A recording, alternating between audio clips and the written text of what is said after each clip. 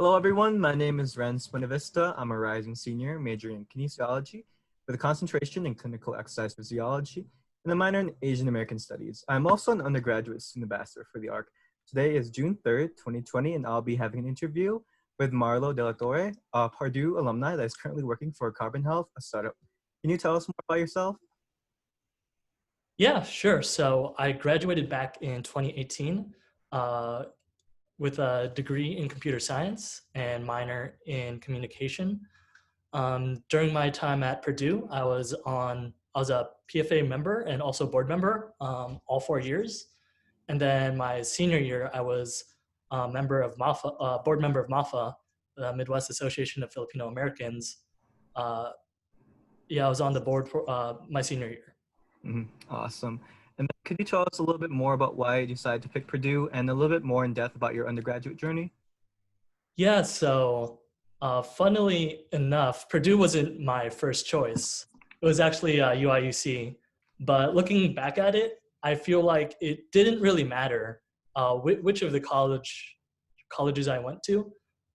Having been involved with MAFA, I've seen like the things that go on at UIUC, and I feel like if I made it through, I would have had like almost exactly like a similar experience. So I feel like that didn't matter too much. Like the quality of education was the same and the communities are fairly the same. And I feel like I would have gotten involved with MAFO, which is like, the regional Filipino org. So yeah, in that sense, it would have almost been exactly the same, just different specific group of people, right? Um, but I chose Purdue mainly kind of to get away from home. And I think like a lot of people, uh, like as Asian Americans can sort of see that perspective where, you're sheltered by your parents, like while you're growing up, they're keeping a close eye on you. And so I had the option between Purdue and Rutgers, basically. I'm from New Jersey. And so I decided I wanted to get further away, which was the main reason I chose Purdue. Um, but yeah, like I also said, I feel like it's almost like it was an inconsequential decision where I think I would have been like, pretty well off in any of the decisions that I had. And can you tell us more about the organizations you're a part of and what direct role you played in them? Yeah, so PFA, Purdue Filipino Association, I joined my freshman year. Um, and it's actually kind of funny. I'm out here in San Francisco, the Bay Area, and I'm still in touch with the person that brought me in. He's actually not even Filipino. His name is Kendrick, and he was my kuya in the organization. And we still keep in touch to this day. He lives closer to San Jose, which in perspective is sort of like, if you imagine like Chicago being over here, that's like San Francisco, and then San Jose is over here. So like south of the lake. It's about like an hour drive, hour away. But yeah, we hang out like pretty regularly. Um, so he brought me on my fall semester of my freshman year, and then my spring semester got one of the board positions as media master. And then, yeah, I can't remember exactly which positions I held each year, but I guess the probably most important one was my senior year when I held the position of vice president external. And that same year, I was the media master for the Midwest Association of Filipino Americans.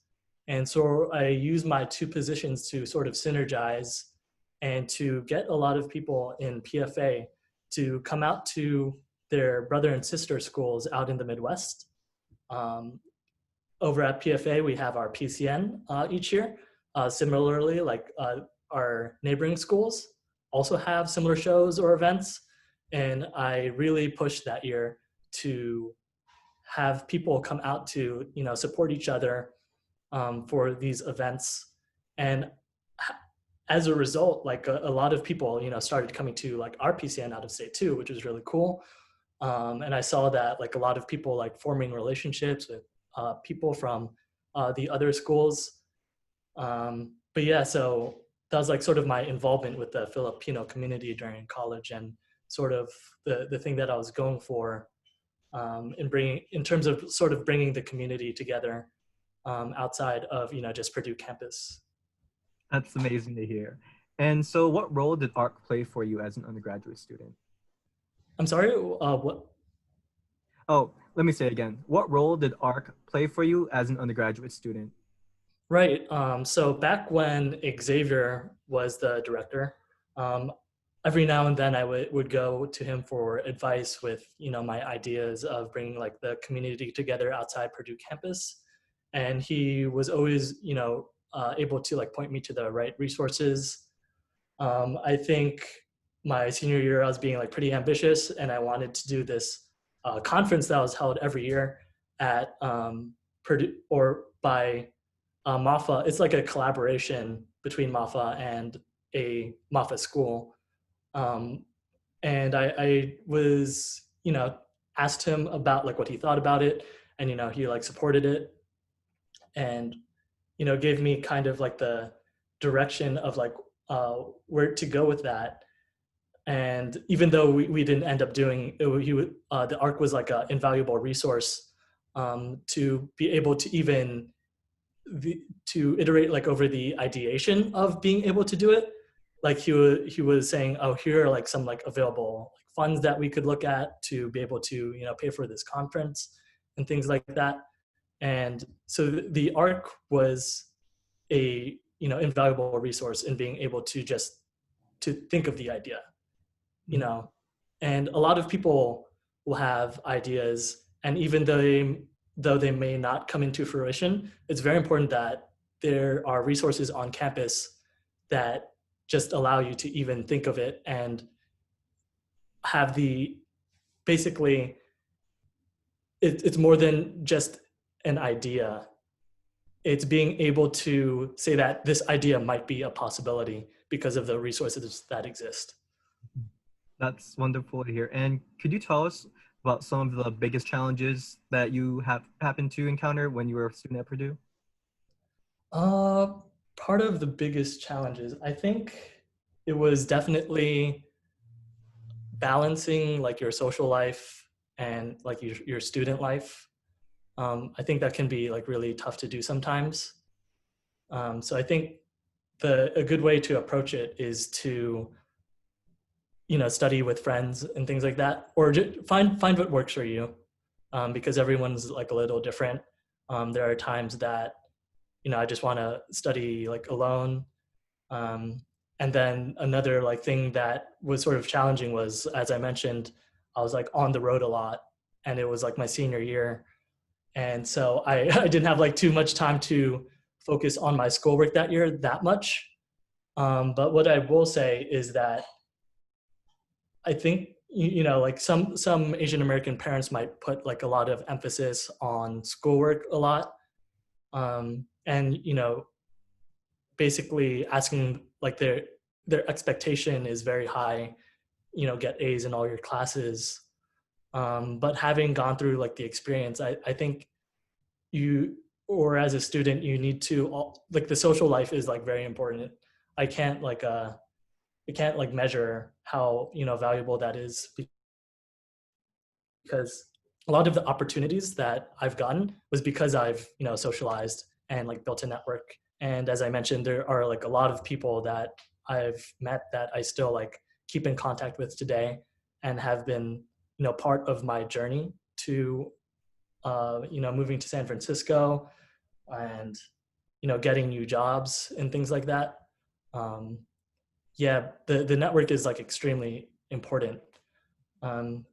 So I think the to summarize, like the challenge was uh, balancing like a social life and schoolwork. And I think you can't just fully invest into schoolwork, because if at the end of the day, when you graduate college, depending on what your goals are, it might not be as important. So definitely try to socialize and meet people, because that once you get out of college, that's kind of what is going to propel you forward in your career, and like having that support system and things like that is a lot more important than just, you know, getting 4.0s. Thank you for sharing that advice. And so to go further in depth, how did Purdue prepare you for your current occupation today? Right. So I think you know, all the classes that I took were, it's hard.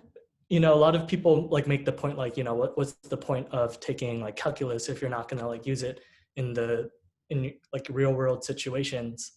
But I think Purdue does a good job, and they have like great professors, and they teach you, even though like you're like honed in on like calculus or something, right? I think they do a good job at teaching you how to learn. And basically the way Purdue has um, you know, prepared me is learning how to learn.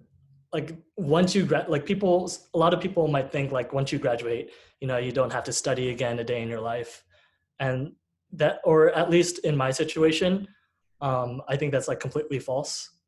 You know, you're learning like, or in my field as a software engineer, you have to like learn every day, and you can't like get behind. So not only are you like doing a job, but you're also like doing that student you're kind of in like that student position as well, where you have to like learn every day. And I think Purdue, you know, the content and the way they give it out, via like the lectures and professors and things like that, um, did a really good job of preparing me for like my current job and things like that. Wonderful to hear. And so could you tell us more about your personal experiences of transitioning from college to your career? Yeah. So that was actually kind of like a bit of a tough time, I would say. It's sort of like, you know, similar to the transition from going to high school to college. But in my case, I moved out here to San Francisco just by myself. And, you know, I didn't like know anyone, which was pretty tough. Can get like lonely at times. Imagine just being in this sort of like COVID situation, but you're not like forced to stay inside. It's that you're just like inside your own apartment the entire time because you don't like really know anybody. So I think that's why, um, you know, that I was talking about like having that network, right? And like a lot of like I think a big way a lot of people are coping right now is, you know, reaching out to, you know, like people that they've come in contact with like in the past and things like that. Yeah, and that's how like I'm sort of like dealing with the situation right now, like um, keeping in contact with like high school friends, playing games with them, people I knew like back in college in the Chicago area, Michigan area, well, like all over the Midwest. And so, yeah, when I moved here, I sort of like had to, you know, use like that similar strategy, right? But also, I think the social skills that I learned really helped with the transition.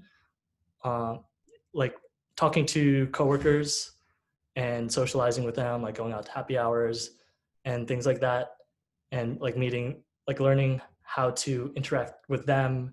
And, you know, like you'd meet a friend of theirs and you might like vibe. Um, so yeah, that was about like the first year. That was a little bit, or yeah, 6 months to a year, which was a little bit like I don't know nobody in this new city, which might feel similar to, you know, when you first get to college. And I think when I first got to college, PFA was a really great resource to me in terms of like making new friends. And I think you should, when you, if you're like moving to a new city, try to connect with people that you might know, even if you know them like just on like a surface level. Basically, you just have to, you know, you might not be comfortable with it completely, but to reach out to people that you just like know of. You might not like know them like personally, very personally, but if you like just know of them, be sociable, which is what, you know, sort of PFA kind of taught me, like being able to like make connections. See. And could you tell us more about your job journey from right after college to now? Right. So it's been like a bit of a fast journey for me. And but yeah, so when I first graduated, I moved here to San Francisco, started working at JP Morgan Chase, and I was actually only there for 6 months. 6 months in, I got contacted by a recruiter from Facebook, asking about like this contract opportunity. And so I just decided to, do the interview. It's like, Facebook comes knocking at your door, or, Google, whoever, big tech, as a software engineer. So I did the interview, ended up passing it. And so I just left my job, my very first job, 6 months in, to go work at Facebook. And that was like a little bit of a tough time as well, because I had to, earlier I was talking about me and Kendrick, he's like in the South Bay, and the Facebook office is also in the South Bay. So I was actually commuting about an hour, hour and a half, like one way every Oh, day. wow. So like it would take like 3 to 4 hours of my time each day, going from San Francisco all the way down there. Yeah, sort of like if you were to commute like from lower or like upper Indiana area to Chicago, like back and forth every day. But like, depending on traffic, it could be like a lot worse. Um, but yeah, eventually got used to that. And then my contract was going to end, and they actually offered to interview me for like a full-time position, but then I turned it down because I wanted to, first of all, like that commute was really, really pretty bad. And then the other thing was I wanted to try working at a startup because I felt I was sort of ready to take on that challenge and learn more. So in December of last year, I left Facebook and then started interviewing again. So that was from January to middle of March, like right before all this COVID stuff started happening. Yeah, that was very lucky because it was literally the week before like all the stock market started like plummeting and things like that, where I started getting like offers. And so I just like took it like immediately. But that led to my job currently over at Carbon Health, and we're a startup. Um, Basically, we have a mobile app. It's basically trying to make healthcare accessible, more accessible, in terms of like, if you wanted some Starbucks, you just go on their app and then you order it and then you pick it up. At Carbon Health, and I'm not actually sure or really sure how you actually like schedule appointment with like a doctor and things like that. It's like some adult stuff like that you learn, but I never like really learned about that. I just like use our own app where you just go in the app, you schedule an appointment with your doctor, and then you just show up. And we also have like virtual care offerings. So if you want to, talk to a doctor like via Zoom or something like that, it's the same thing. You just schedule an appointment and then you meet with the doctor, and it's super easy.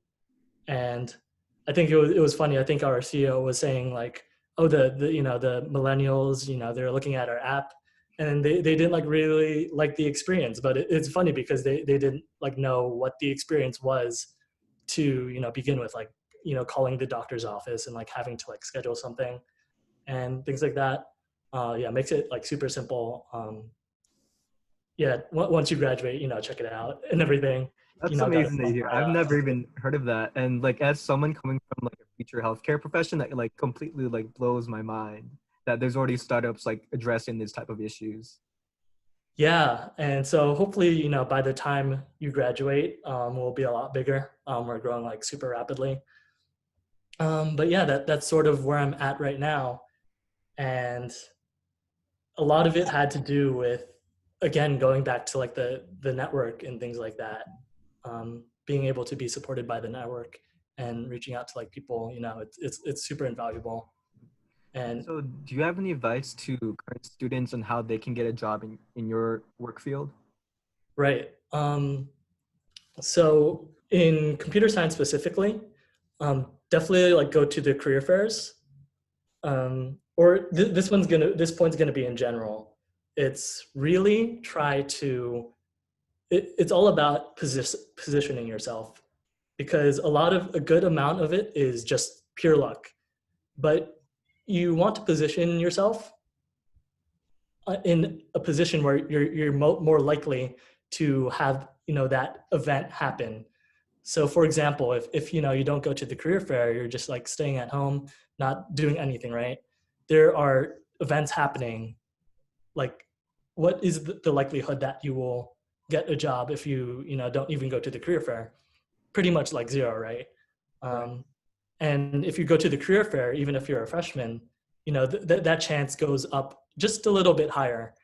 And maybe you socialize with some specific people, and that chance it just keeps on getting higher. And that's actually how I got my first internship, or my second internship was actually from a member of PFA. If you remember Prescott, he helped me get my second internship.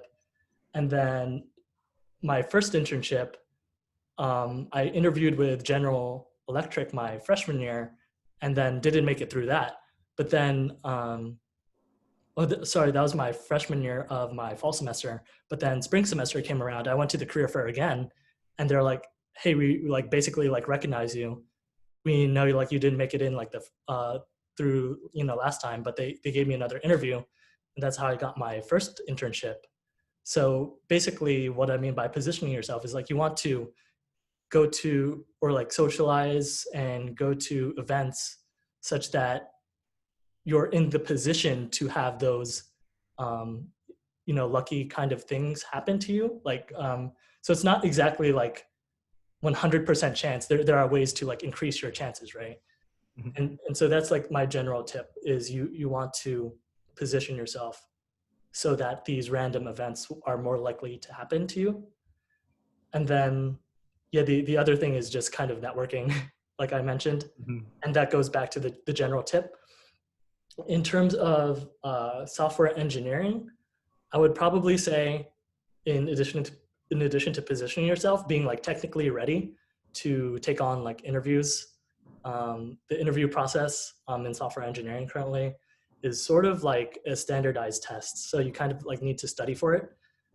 And so being like prepared for that, once those random events happen and you somehow get an interview, just being ready for to make it through the process.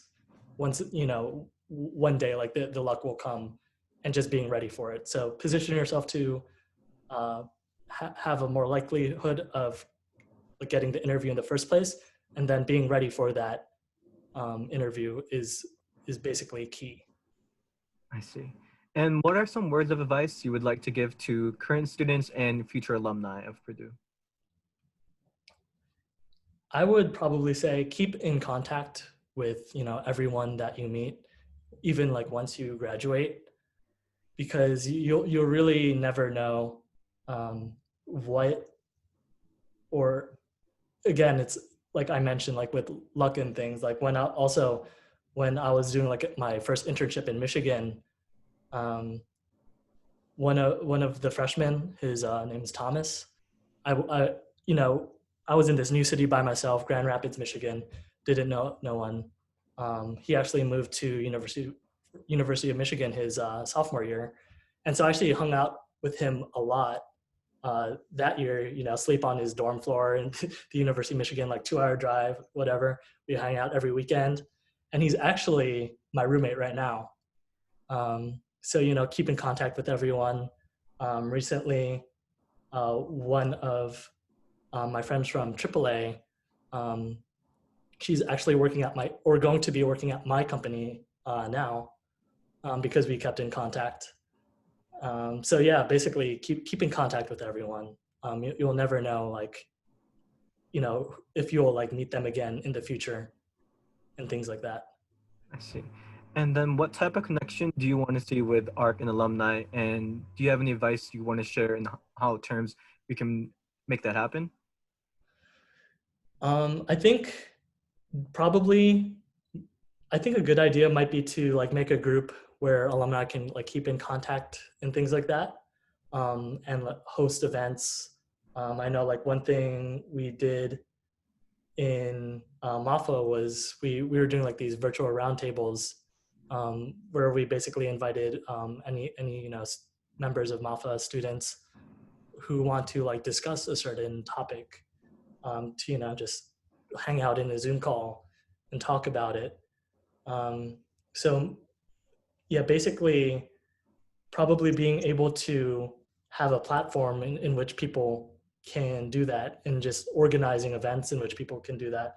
And I think now is like a really good time because people are just basically at home, so they're kind of down to just hop on Zoom calls and talk with like old friends or like meet new people virtually. So having like the platform to do that. Other ideas that I might have like physically, I mean, the general idea is just to hold like more kind of events, maybe invite alumni back, host something at the ARC, things like that. Just being able to reach out and bring people together again and reconnect. Sounds good. And so that's about it for all my questions. Thank you again for taking the time to just share about your experiences and dropping some wisdom. Yeah, absolutely. It's been awesome speaking today. Take care.